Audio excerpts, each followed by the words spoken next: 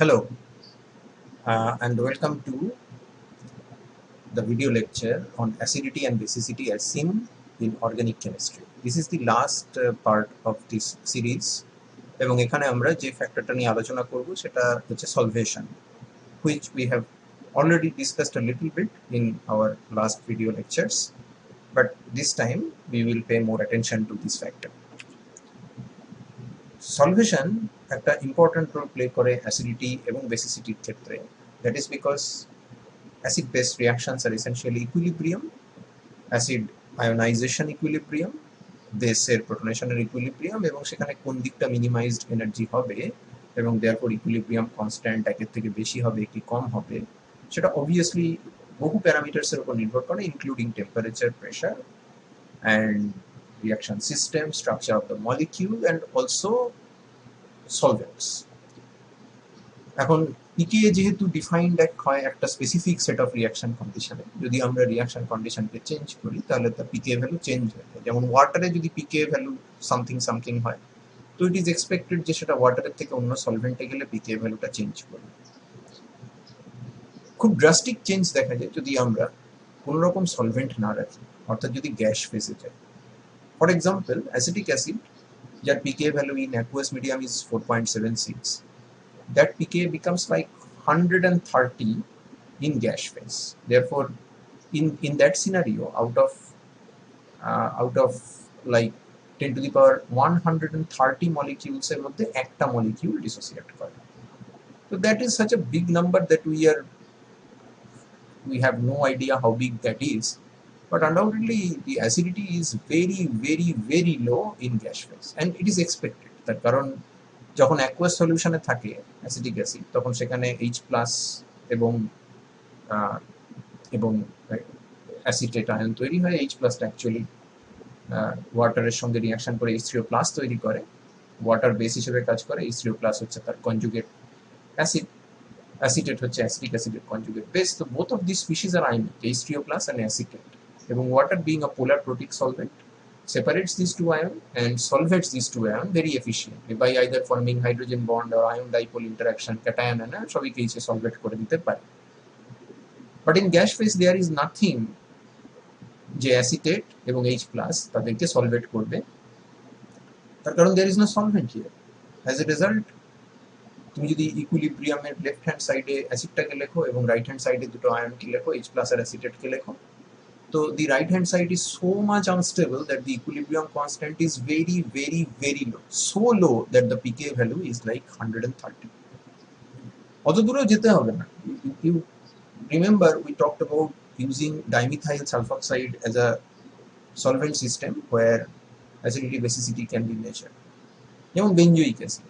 তো বেঞ্জোইক অ্যাসিডের পিকে ভ্যালু যখন আমরা ওয়াটারে নিই তখন সেটা হচ্ছে মোর কমন যে পিকে ভ্যালুটা আমরা দেখতে পাই 4. And that pK value changes if I take this molecule in DMSO, it changes to 11.2. So undoubtedly benzoic acid is a stronger acid in water than it is in DMSO. এর পেছনে অনেক কারণ থাকতে পারে, but the dominant reason is the solvation of the anionic part, that is the conjugate base. তো benzoic অ্যাসিডটা একটা neutral acid যার conjugate বেসটা হচ্ছে বেঞ্জোয়েট এবং সেটা একটা অ্যানায়ন এবং সেখানে নেগেটিভ চার্জটা অক্সিজেনের উপরে ডিলোকালাইজ থাকে because we have a equivalent resonance, canonical, etc. etc. তো এই জিনিসগুলো আমরা অলরেডি এগুলো আমরা জানি, এগুলো these are known to us. But if you take, for example, in water, if you take the molecule in water,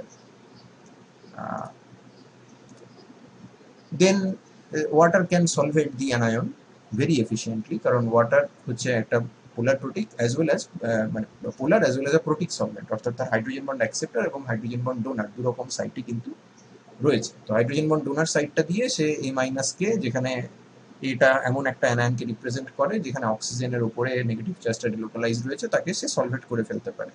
on the other hand DMSO, it is polar but it is aprotic, therefore it can act as a hydrogen bond acceptor, কারণ এখানে অক্সিজেনটা hydrogen bond acceptor হিসেবে কাজ করতে পারে, but cannot act as a hydrogen bond donor. এই ওয়াটারে যেরকম electronegative অক্সিজেনের উপর একটা হাইড্রোজেন আছে, এখানে সেরকম কিছু নেই, তার ফলে এই কিন্তু অ্যানায়নকে স্টেবিলাইজ করতে পারে না, খুব একটা ভালোভাবে পারে। Maybe there will be some sort of ion dipole interaction, বা দ্যাটস ইট, তার বাইরে আর খুব একটা কিছু হবে না। তো অ্যানায়নকে যদি স্টেবিলাইজ করতে না পারে, তার মানে আয়োনাইজেশনটাকে সে ফেভারেবল করতে পারছে না, ঠিক যেরকম গ্যাস ফেজে আয়োনাইজেশন আনফেভারেবল, এখানে অ্যানায়নের সলভেশনটা প্রবলেম হচ্ছে, তাহলে ডিএমএসওতে মানে ডিএমএসওতে আয়োনাইজেশনটা is a little bit unfavourable compare to water. তো তার ফলে তার pK value of the same acid in water is lower compare to DMSO. এছাড়াও আরো কিছু কিছু ফ্যাক্টর লোকে বলে থাকে। একটা হতে পারে যে HA যেটা, that means this one, benzoic acid, সেখানে তো একটা হাইড্রোজেন বন্ড ডোনার সাইট আছে। যেহেতু আমাদের ডিএমএসওটা হাইড্রোজেন বন্ড অ্যাকসেপ্টার হিসেবে কাজ করতে পারে, তাহলে সে বেঞ্জোইক অ্যাসিডের সঙ্গে হাইড্রোজেন বন্ডিং করে বেঞ্জোইক অ্যাসিড মলিকিউলটাকে সলভেট করতে পারে। কিন্তু বেঞ্জোয়েট যখন এখানে তুমি মাইনাস চার্জ দিয়ে দিলে, তখন এখানে কিন্তু আর হাইড্রোজেন বন্ড ডোনার সাইট কিছু নেই, এখানেও হাইড্রোজেন বন্ড ডোনার সাইট কিছু নেই, তার ফলে ডিএমএস এর সঙ্গে বেঞ্জোয়েটের কোনো favourable interaction at least hydrogen bondings এর টার্মসে হবে না। তার মানে সে অ্যাসিডটাকে সলভেট করছে অথচ অ্যানায়নটাকে সলভেট করতে পারছে না, so there could be a problem there. আয়োনাইজেশনটা হয়তো অত ফেভারেবল হবে না। On the other hand, aqueous মিডিয়ামে বেঞ্জোইক অ্যাসিডও হাইড্রোজেন বন্ডিং করতে পারে, বাট বেঞ্জোয়েট আর অনেক বেশি হাইড্রোজেন বন্ডিং করবে, কারণ তার মাথায় নেগেটিভ চার্জ চলে এসছে। সো হাইড্রোজেনের, ওয়াটারের হাইড্রোজেনের সাথে তার হাইড্রোজেন বন্ডিংটা স্ট্রঙ্গার হবে বলে এক্সপেক্ট করা যায়। Dielectric constant, even that may be a factor. Dielectric constant আমাদের ওয়াটার হচ্ছে এই ঠিক কাছাকাছি, আর আমাদের ডিএমএস হতে হচ্ছে it's almost half, 47, so it's highly polar. কারণ আমরা ডাইইলেকট্রিক কনস্ট্যান্ট 15-এর 15-এর উপরে হলেই আমরা তাকে পোলার বলি, বাট ওয়াটারের সঙ্গে ডিএমএস এর অনেক তফাৎ আছে। তো আয়োনাইজেশন হচ্ছে মানে যেখানে আয়ন্স তৈরি হচ্ছে, তো এইচ থেকে এইচ প্লাস আর এ মাইনাস তৈরি হচ্ছে, তো সেখানে যদি আরো পোলার মিডিয়াম নাও, তাহলে আয়োনাইজেশনটা আরো ভালো হবে। তো maybe that is Y this is also another factor which is contributing to a greater dissociation of the benzoic acid molecule in water compared to DMS. And এই যে হাইড্রোজেন বন্ডিং এর এই যে গল্পটা, এটা কিন্তু ইম্পর্টেন্ট ফর দোজ অ্যানায়ন্স যার ক্ষেত্রে এই হাইড্রোজেন বন্ডিংটা ইম্পর্টেন্ট। তো হাইড্রোজেন বন্ডিং কাদের মধ্যে হয়? যখন হাইড্রোজেন বন্ড ডোনার সাইডটা একটা অ্যানায়নকে পায়, বা একটা এমন কোনো এলিমেন্ট, একটা এমন কোনো মলিকিউলকে পায় যার উপরে একটা ইলেকট্রোনেগেটিভ এলিমেন্ট আছে, অর্থাৎ অক্সিজেন আছে, নাইট্রোজেন আছে, ফ্লোরিন আছে, তাদের সঙ্গে হাইড্রোজেন বন্ডিংটা করতে পারে। So these oxygen, nitrogen, fluorine, these are the hydrogen bond acceptor sites. যেমন এখানে অক্সিজেনের, ওয়াটারের অক্সিজেনটা হাইড্রোজেন বন্ড অ্যাকসেপ্টার, এটা হাইড্রোজেন বন্ড অ্যাকসেপ্টার। তো তেমনই এইখানে বেঞ্জোয়েটের অক্সিজেনটা যেটা ও মাইনাস হয়ে আছে, বা রেজোন্যান্স স্টেবিলাইজড দুটো অক্সিজেন, সেখানে ওই অক্সিজেন কার্বন অক্সিজেন ট্রায়াডটা, সেখানে ওই দুটো অক্সিজেনের হাইড্রোজেন বন্ডিং করার ক্ষমতা রয়েছে। But if I change the acid from something যেখানে কনজুগেট বেসের অক্সিজেনের উপরে নেগেটিভ চার্জ থাকবে, টু সাম অ্যাসিড যেখানে কনজুগেট বেসে অন্য কোনো এলিমেন্ট মাইনাস চার্জটা শেয়ার করবে, অক্সিজেনের মতো হাইলি ইলেকট্রোনেগেটিভ এলিমেন্ট নয়, তো সেক্ষেত্রে কিন্তু সেই অ্যানায়ন যেটা এ মাইনাস কনজুগেট বেস তৈরি হবে, তার ক্ষেত্রে হাইড্রোজেন বন্ডিং অত ইম্পর্টেন্ট হবে না, বিকজ সেখানে নেগেটিভ চার্জটা so called hydrogen bond acceptor মলিকিউলের উপরে নেই। এবং যদি হাইড্রোজেন বন্ডিং এর importance for that solvation decrease করে, তাহলে ডিএমএসও তে তার যে আয়োনাইজেশনে যে প্রবলেমটা আগে হচ্ছিল, কারণ ডিএমএসও হাইড্রোজেন বন্ডিং দিতে পারে না, তার ফলে যে অ্যানায়ন হাইড্রোজেন বন্ডিং এর উপর ডিপেন্ড করে সে ডিএমএসও তে তৈরি হতে চায় না। যে অ্যানায়ন হাইড্রোজেন বন্ডিং এর উপর ডিপেন্ড করে না সেরকম, সে তাহলে স্বচ্ছন্দে তৈরি হবে, খুব ভালোভাবেই সেখানে তৈরি হবে, মানে অ্যাটলিস্ট অতটা আনফেভারেবল হবে না যতটা নাকি যেসব অ্যানায়নের hydrogen bonding solvation is very important তাদের ক্ষেত্রে যতটা আনফেভারেবল হচ্ছিল। সেরকম একটা এক্সাম্পল আমরা নিয়েছি ফেনল এবং থায়োফেনল। অ্যাকুয়াস মিডিয়ামে পিকে ভ্যালু হচ্ছে ফেনলের 10, যখন আমরা ডিএমএসওতে গেছি অ্যাজ এক্সপেক্টেড পিকে ভ্যালু অনেক বেশি, 18, তার মানে phenol is a stronger acid in water compare to DMSO, and the difference in the pK value is 8. But if you change this oxygen to sulfur, thiophenol, so first of all, thiophenol in all solvents, pKa in water or pKa in DMSO, যেখানেই নাও দেখো সেটা ফেনলের থেকে more acidic. It is expected because sulfur is more polarizable, sulfur hydrogen bond is weak, therefore sulfur can distribute the negative charge in the conjugate base more efficiently compared to oxygen. Although oxygen is more electronegative, but its charge is like more concentrated on oxygen, therefore it has got a higher tendency for protonation. Phenoxide protonation tendency higher, thiophenoxide protonation tendency lower. Thiophenoxide is a weaker base, phenol is a weaker acid, therefore correspond to thiophenol. তো পিকে ভ্যালুটা যেটা change আমরা দেখেছিলাম ফেনলের ক্ষেত্রে 10 থেকে 18 হয়েছিল, এটা 6.6 আছে, সেটা কিন্তু বেড়েছে, অর্থাৎ ডিএমএসও তে still thiophenol is like less acidic compared to the thiophenol in water, কিন্তু সেটা অতটা বাড়েনি, এটা 10.3। এইখানে ডিফারেন্সটা যে অনেক বেশি, এটা 8, বাট এখানে মাত্র 3.7। ইউনিফর্ম ইনক্রিজ কিন্তু হয়নি। কেন হয়নি? তার কারণ ফেনলের যে কনজুগেট বেস ফেনক্সাইড সেটা রেজোনেন্স স্টেবিলাইজড হলেও most of the charge is on oxygen and that is a good hydrogen bond acceptor. So ফেনক্সাইডের সলভেশনের জন্য hydrogen bonding is very important. On the other hand থায়োফেনক্সাইডে সালফারটা নেগেটিভ চার্জ শেয়ার করে along with carbons, but সালফারের hydrogen bonding করার ability অত strong নয়, তার ফলে হাইড্রোজেন বন্ডিং ওর কাছে অত ইম্পর্টেন্ট নয়। সেক্ষেত্রে ডিএমএস ওর অন্য যে ক্যারেক্টারিস্টিক্স গুলো আছে, অর্থাৎ lack of dielectric constant, solvation of the maybe the HA form better than the other, etc., etc., maybe other factors are present as well, সেগুলোর জন্য এর পিকে ভ্যালুটা একটু জলের থেকে বেড়েছে, কিন্তু ফেনলের ক্ষেত্রে যতটা বেড়েছিল কারণ হাইড্রোজেন বন্ডিং অত ইম্পর্টেন্ট ছিল বলে, এখানে হাইড্রোজেন বন্ডিং আদৌ ইম্পর্টেন্ট নয়, সেক্ষেত্রে অতটাও বাড়েনি। ওকে, so these are a few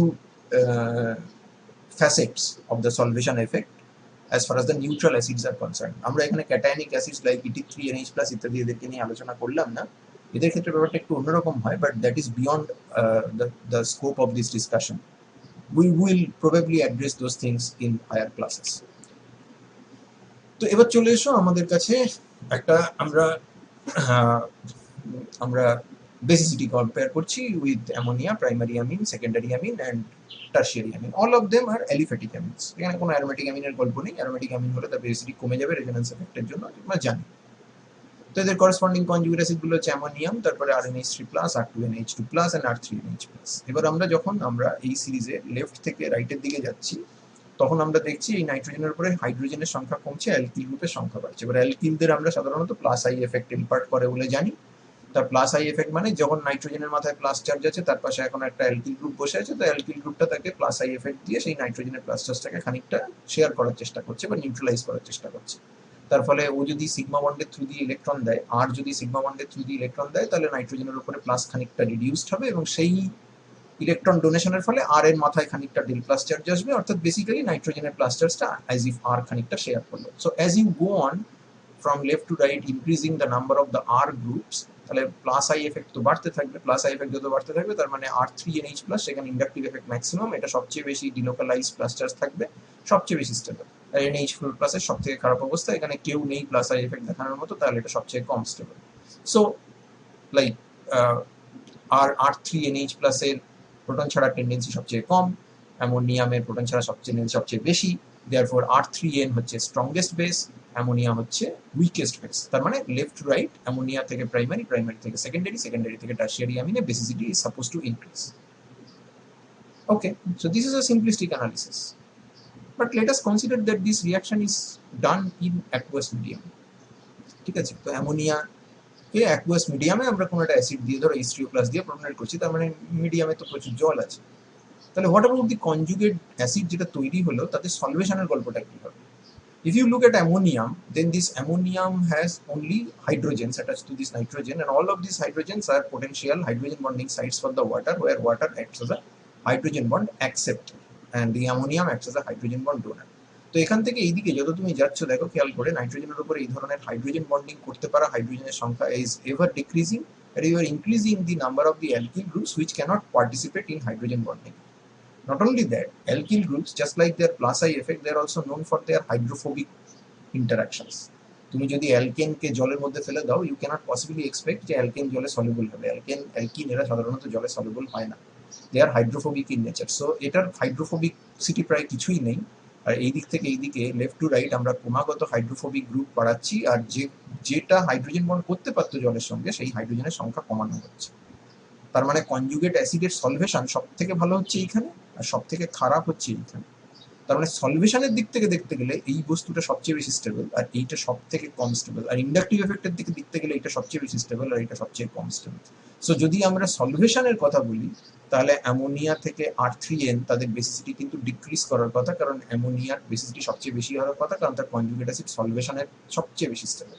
আবার ইন্ডাকটিভ এফেক্টে ঠিক উল্টো, নাম্বার অফ অ্যালকিল গ্রুপস এখানে বেশি, তাহলে এই জায়গাতে প্লাস চার্জের ডিলোকালাইজেশন বেশি, তাহলে এটা অনেক বেশি বেসিক compared to ammonia, তাহলে বেসিসিটি এদিকে ইনক্রিজ করার কথা on the ground of inductive effect, on the ground of solvation এইদিকে ডিক্রিজ করার কথা। So of course these two factors are in opposition, and therefore আমরা যখন actually দেখব তখন we will see that these two are responsible for a haphazard order.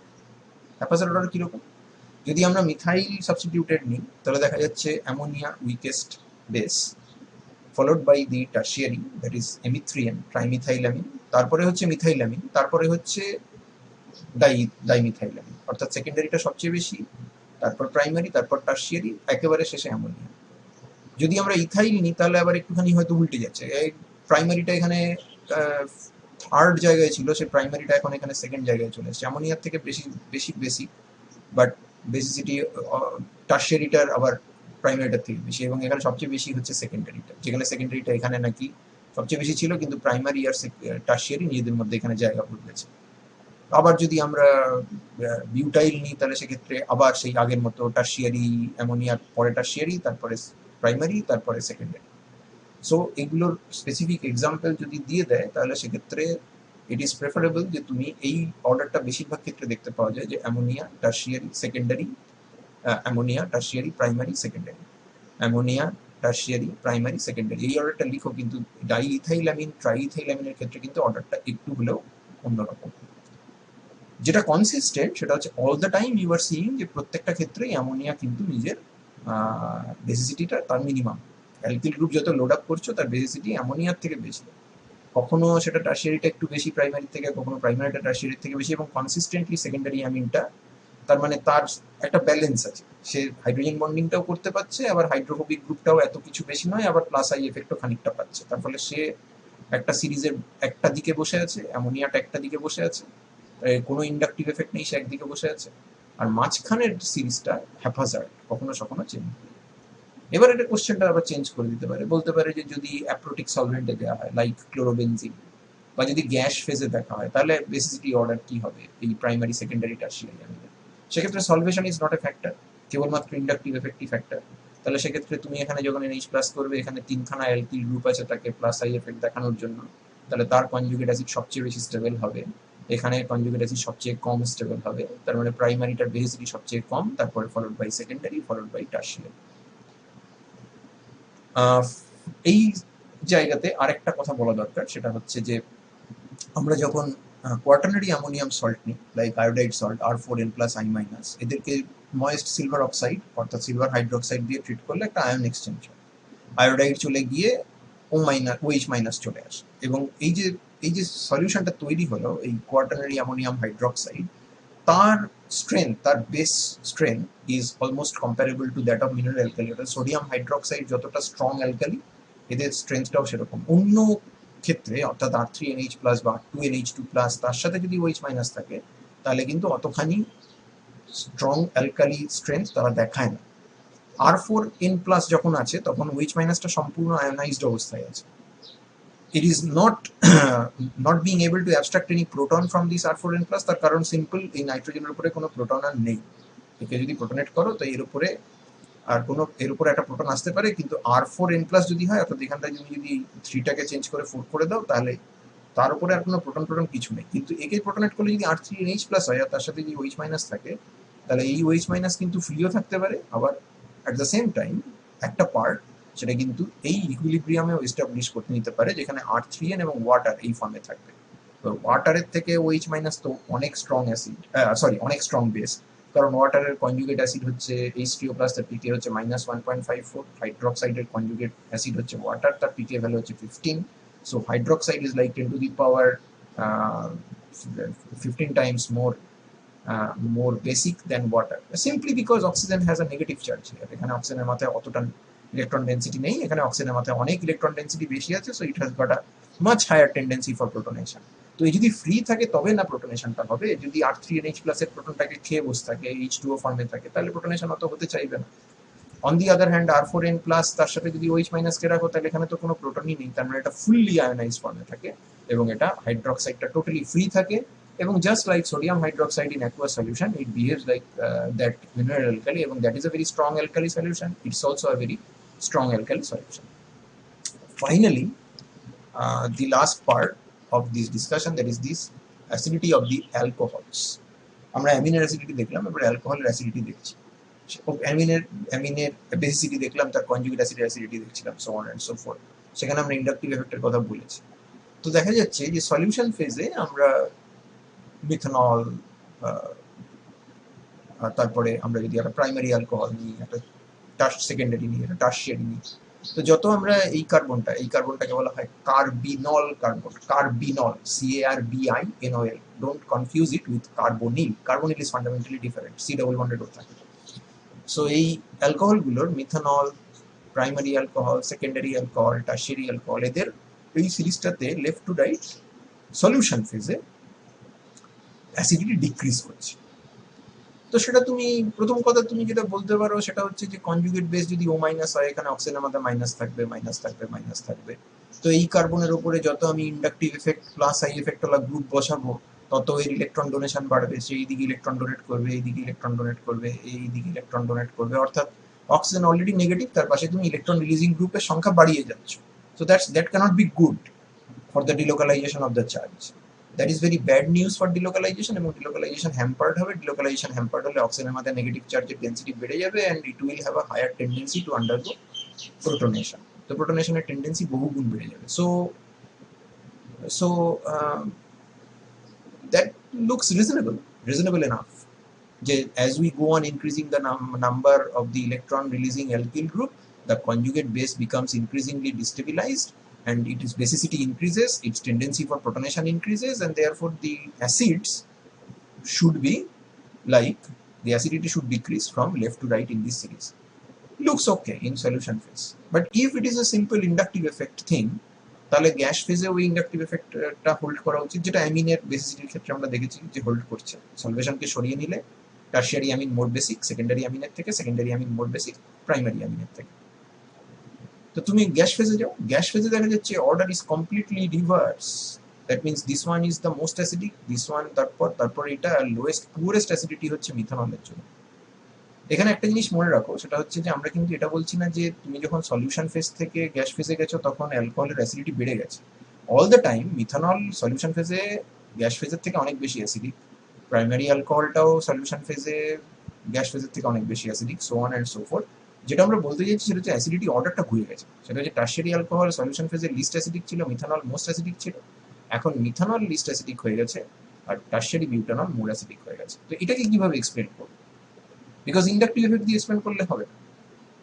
Inductive effect দিয়ে যদি আমি এক্সপ্লেন করতে যাই তাহলে তো গ্যাস ফেজে যা হবে সলিউশন ফেজেও তো তাই হওয়ার কথা, কারণ ইন্ডাকটিভ এফেক্ট তো অ্যাকচুয়ালি মিডিয়ামের উপর ডিপেন্ডেন্ট হওয়ার কথা নয়, that is an intrinsic property. এটাকে ব্যাখ্যা করতে গেলে আমাকে আরো একটু ডিপে ঢুকতে হবে, এবং এই যে অ্যালকিল গ্রুপ বা আর গ্রুপ বা মিথাইল গ্রুপ, তার স্টেবিলাইজিং এফেক্ট যে কেবলমাত্র ইন্ডাকটিভ এফেক্ট নয় সেটা অ্যাপ্রিসিয়েট করতে হবে।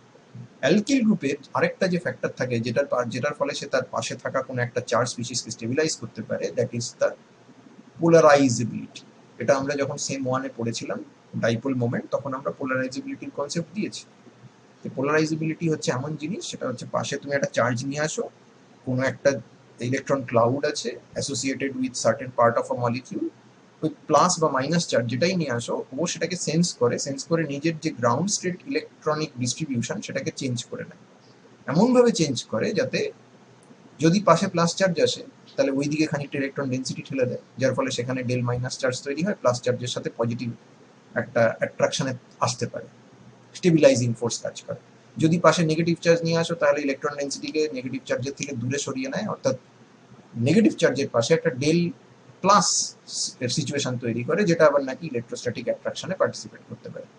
তো এই যে অ্যালকিল গ্রুপগুলো, এর পাশে তুমি যদি একটা O মাইনাস তৈরি করো, অর্থাৎ এখানে যদি একটা O মাইনাস বানাও বা এখানে বানাও বা এখানে বানাও, এই যে পাশে যে অ্যালকিল গ্রুপটা আছে সেই অ্যালকিল গ্রুপটা ওই O মাইনাসটাকে কনজুগেট বেসে সেন্স করবে, এবং সেন্স করার পর নিজের ইলেকট্রন ডিস্ট্রিবিউশনকে এমনভাবে অল্টার করবে যাতে ওই O মাইনাসের পাশে একটা ডেল প্লাস চার্জ তৈরি হয় এবং একটা ইলেকট্রোস্ট্যাটিক অ্যাট্রাকশন হয়। So that's basically a stabilising interaction.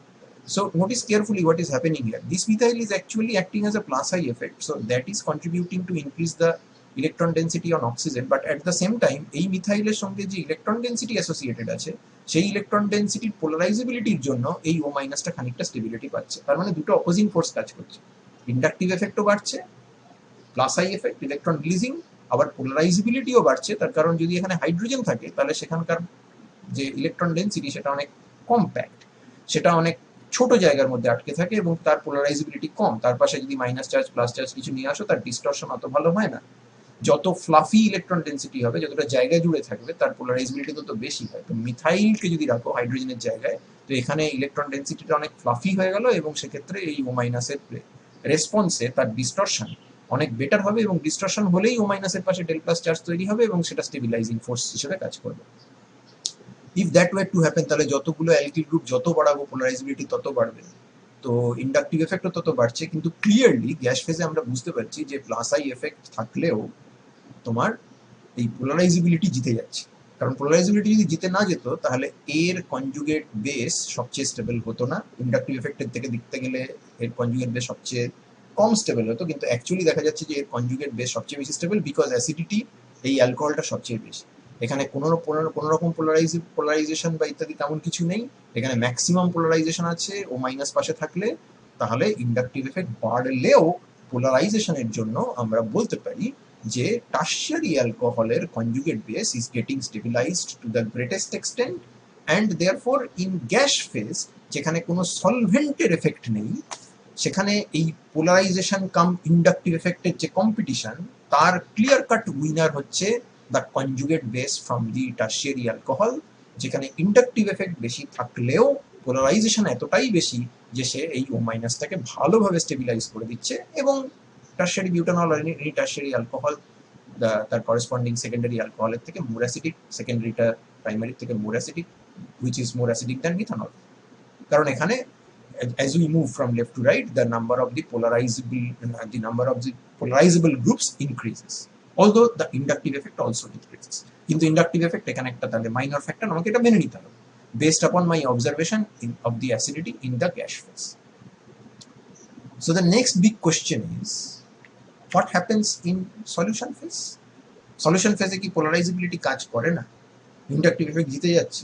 এরকম হতে পারে যে তারা কি মিডিয়ামের উপর ডিপেন্ডেন্ট? অ্যাকচুয়ালি তুমি যখন গ্যাস ফেজ থেকে সলিউশন ফেজে এসেছো, তুমি ধরেই নিতে পারো in all probability the inductive effect and the polarization effect they are basically the same. So the acidity order should be like gas phase, no? Gas ফেজে যেমন এটা সবচেয়ে বেশি অ্যাসিডিক, তো তাহলে এটাও সবচেয়ে বেশি অ্যাসিডিক হওয়ার কথা সলিউশন ফেজে। Why is it least acidic? That is because this time the biggest contributor is সলভেশন।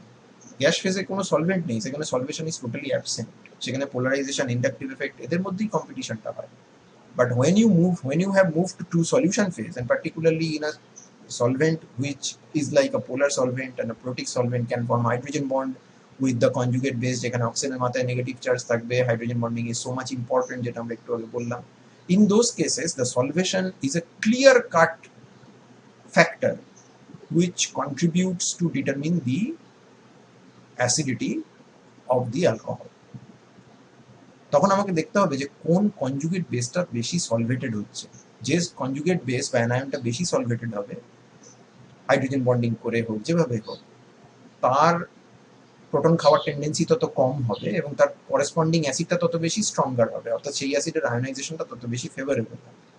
তো আমরা এটা কিন্তু পরিষ্কার বুঝতেই পারছি যে টার্সিয়ারি বিউটক্সাইড যদি নাও, একটা টার্সিয়ারি বিউটানল থেকে পাওয়া, আর একটা যদি তুমি মিথক্সাইড নাও, মিথানল থেকে পাওয়া, তো সলভেন্ট তো এর ধারে কাছে ঘেঁচতেই পাচ্ছে না। ফার্স্ট অফ অল এখানে মিথাইলগুলো স্টেরিক হিন্ড্রেন্স তৈরি করছে, এই হাইড্রোজেনগুলো সাইজ অনেক ছোট, ফলে সলভেন্ট মলিকিউলগুলো is closely approaching the minus centre and forming a strong hydrogen bonding network, whereas এখানে তিনটে মিথাইলের ধাক্কাধাক্কির জন্য এরা ওর ধারে কাছে আসতে পারছে না। Tertiary butyl is a very bulky group, so it's repelling the molecules just on steric ground, এবং ও মাইনাসের যত কাছে এলে এফেক্টিভ হাইড্রোজেন বন্ডিংটা হতে পারতো, তত কাছে ওরা অতগুলো সলভেন্ট মলিকিউল আসতে পারছে না।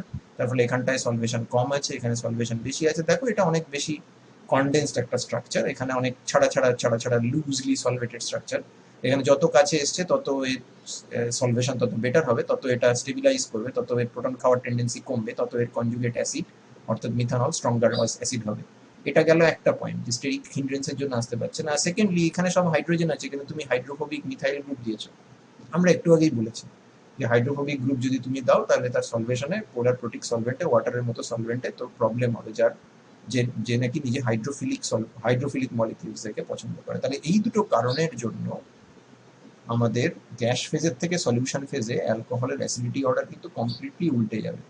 গ্যাস ফেজে পোলারাইজেশন ইন্ডাকটিভ এফেক্টের খেলা, সেখানে polarization is a dominant factor, আর এদের কোনোটাই ডমিন্যান্ট ফ্যাক্টর থাকবে না যদি তুমি সলিউশন ফেজে চলে আসো। আমরা প্রথম যখন আমরা সলিউশন ফেজে অ্যাসিডিটি ব্যাখ্যা করেছিলাম আমরা ইন্ডাকটিভ এফেক্ট দিয়ে বলেছিলাম, কিন্তু তারপরে আমরা যখন গ্যাস ফেজে গেলাম তখন আমরা বুঝলাম যে inductive effect is only a minor player here, polarization is the big guy, and that polarization becomes a small guy যখন তুমি অ্যাসিডিটি বিচার করতে চলেছ সলভেন্টে, তখন ইন্ডাকটিভ এফেক্ট কিছু কাজ করছে না, মানে কাজ করছে কিন্তু those are not important. What is important is the solvation of the conjugate base. The more effective the solvation is, the greater is the ionization of the acid, the lesser is the protonation tendency of the conjugate base, the higher is the acidity of the acid. So solvent কখনোই ideal বাইস্ট্যান্ডার নয়, যেটা আমরা অনেক সময় ভেবে থাকি, but we are always under this impression যে solvent দিয়ে কি হবে, সলভেন্ট না হলেও চলে, ইত্যাদি ইত্যাদি। Please don't make that mistake, please don't make that mistake. If you don't have solvents, then the pKa values are not what you are seeing here.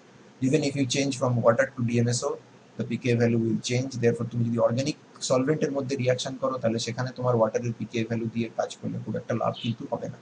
You have to think in terms of যে এই জায়গাটাতে pKa ভ্যালুটা কি হবে, pKa ভ্যালুটা কতটা change হতে পারে, কতটা বাড়বে বা কতটা কমবে, so on and so forth. So I hope that you have enjoyed this lecture and understood the concepts. So this concludes our discussions on acid base. I thank you for your patience and I will see you in the next one.